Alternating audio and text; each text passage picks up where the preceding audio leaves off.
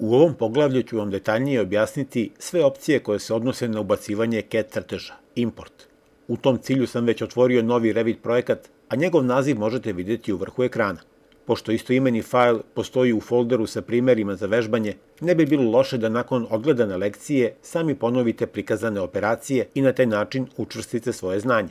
Funkcija koja služi za ubacivanje CAD crteža se nalazi u Insert odeljku, pa ću zato prvo kliknuti na ovu stavku, a zatim potražiti ikonicu sa natpisom Import CAD.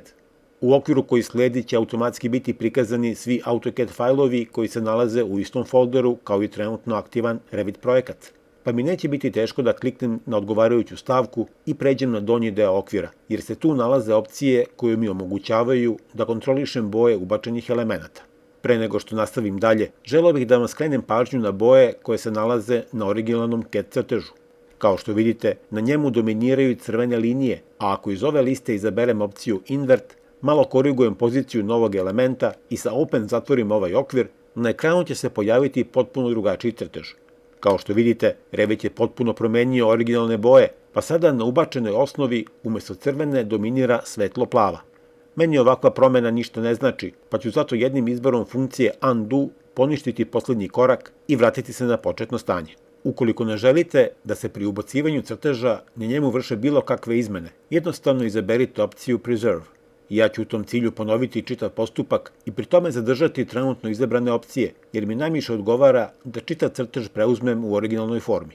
Da bih vam pokazao kakav se efekat može postići primjenom treće opcije iz Color menija, ja ću prvo poništiti prethodnu funkciju, a zatim ponoviti čitav postupak i pri tome izabrati stavku pod nazivom Black and White. Iskoristit ću ovu priliku da izborom opcije Auto Origin to Origin malo korigujem položaj budućeg crteža, a čim kliknem na dugme Open, pred vama bi trebalo da se pojavi crtež na kome su sve boje zamanjene crnom. To ćete još bolje vidjeti ako malo promenim prikaz i prikažem veći deo osnove. Meni se ovakav režim prikaza najviše dopada jer mi pruža mogućnost da za nove elemente biram različite boje, a da ono što se nalazi u pozadini ostane u drugom planu. Pre nego što dovršim ovu lekciju, ja ću još jednom upotrebiti funkciju Undo jer ne bih želeo da menjam sadržaj ovog projekta.